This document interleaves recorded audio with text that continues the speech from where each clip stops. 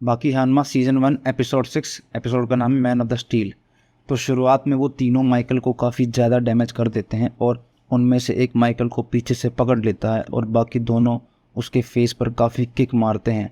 Side में खड़ा guard उनको रुकने के लिए बोलता है लेकिन वो उस पर ध्यान ही नहीं देते। फिर उनमें से एक अपनी पॉकेट से चाकू निकालता है और बोलता है कि चलो इसे फिनिश करते हैं, और एक माइकल के हाथ को पैर से दबा लेता है और जैसे ही माइकल के हाथ पर चाकू लगाता है अचानक से एक पाइप उड़ते हुए आता है और दीवार में लग जाता है और फिर नंबर 2 की एंट्री होती है एकदम अजीब तरह से, जिसे वो तीनों देखकर चौंक जाते हैं। और फिर नंबर 2 खड़ा होता है और वो तीनों उसे पहचान लेते हैं, ये तो गवारो है। फिर गवारो स्प्रिंग की बात करता है और फिर चांद की तरफ देखता है और जैसे ये चांद ऐसा कभी कभी दिखता है वैसे ही तुम तीनों भी बहुत कम दिखते हो, और जब तुम तीनों एक साथ होते हो तो कुछ गड़बड़ होती है। तभी अचानक से नंबर 2 चुटकी बजाता है और वो तीनों उसकी तरफ देखने लगते हैं और नंबर 2 बोलता है, कितने अनाड़ी हैं, जब तुम मून की तरफ देख रहे थे मैं तुम्हें आसानी से मार सकता था। तभी वो तीनों नंबर 2 को घेर लेते हैं और नंबर 2 बोलता है, तुम तीनों काफ़ी कॉन्फिडेंट लग रहे हो। उसमें से जैसे ही एक चुटकी बजाता है और आगे वाला उसे जैसे ही मारता है नंबर 2 उस पर पेशाब कर देता है और जिससे वो चिढ़ जाता है और नंबर 2 पर चिल्लाने लगता है और नंबर 2 बोलता है कि मज़ा आ गया, और फिर वो ज़मीन पर गिर जाता है और अचानक वो तीनों नंबर 2 के फेस पर किक मारने लगते हैं।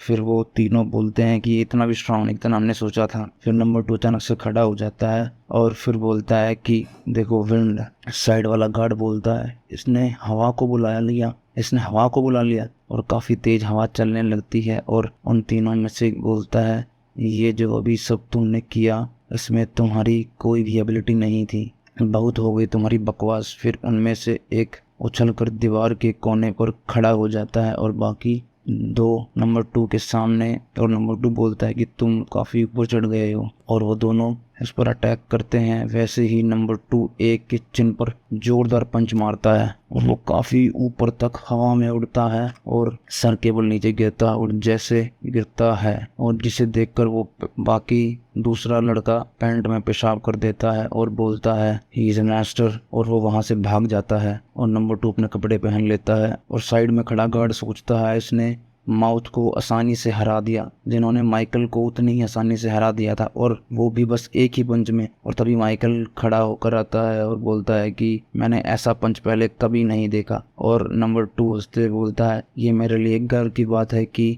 अर्थ का स्ट्रॉन्गेस्ट बॉक्सर ने मेरे लिए ऐसा कहा। माइकल बोलता है, अगर तुम नहीं आते तो मेरी बॉक्सिंग की लाइफ यहीं ख़त्म हो जाती। नंबर 2 बोलता है, ये तुम कैसी बातें कर रही हो, आखिरकार तुम मेरे रूममेट हो, मैं ऐसा कैसे होने दे सकता था। और नेक्स्ट सीन में माइकल नंबर 2 को बोलता है, शुक्र है भगवान का कि उन्होंने मुझे तुम्हारे सेल में भेजा। और नंबर 2 बोलता है, कोई बात नहीं ब्रदर, चलो सो जाते हैं। तभी बाकी नीचे बैठा हुआ होता है और बोलता है, मिस्टर गुआरो, मुझे फ़र्क नहीं पड़ता कि तुम कल मिस्टर ओलिवर्स के खिलाफ फाइट हारोगे या जीतोगे। और तभी में नंबर 2 बोलता है, सॉरी मैं तुम्हारा बॉयफ्रेंड नहीं बन सकता हूँ, और बाकी चौंक जाता है। और नंबर 2 बोलता है, हाँ लेकिन तुम्हें फाइट कभी भी करनी हो तुम मुझसे किसी भी वक्त बोल सकते हो, अगर चाहो तो तुम अभी यहीं right now right here fight कर सकते हो। तभी अचानक गेट पर मिस्टर ओलिवर की एंट्री होती है और बोलते हैं कि क्या तुम यहीं हो, और गेट में से झाँक कर मिस्टर ओलिवर बोलता है, हाँ तुम यहीं हो।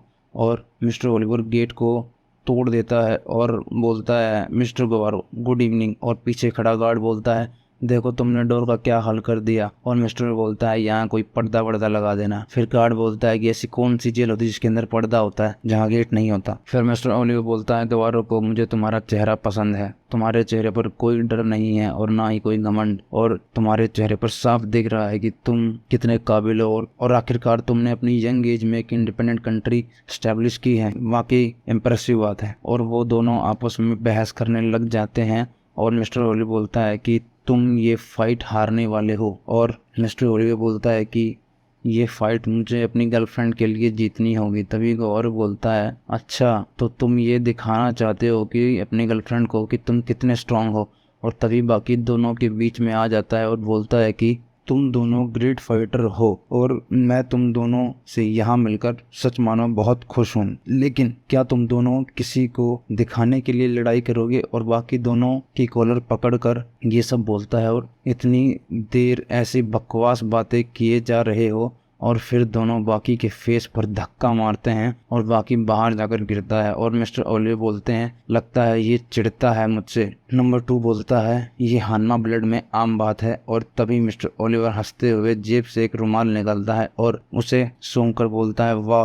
और नंबर 2 पूछता है क्या ये उसकी तरफ से कोई प्रेजेंट है? और मिस्टर ओलिवर बोलता है नहीं, तुम गलत समझ रहे हो, इसको मैंने उसके शहर से खरीदा था जहां वो रहती है। नंबर 2 बोलता है क्या इसका मतलब ये उससे बिलोंग नहीं करता है? मिस्टर ओलिवर बोलता है कम ऑन, ऐसी बातें मत करो। नंबर 2 पूछता है क्या तुम दोनों सच में एक दूसरे से प्यार करते हो? मिस्टर ओलिवर बोलता है हाँ हाँ बिल्कुल करते हैं, बिल्कुल डीपली वाला प्यार करते हैं।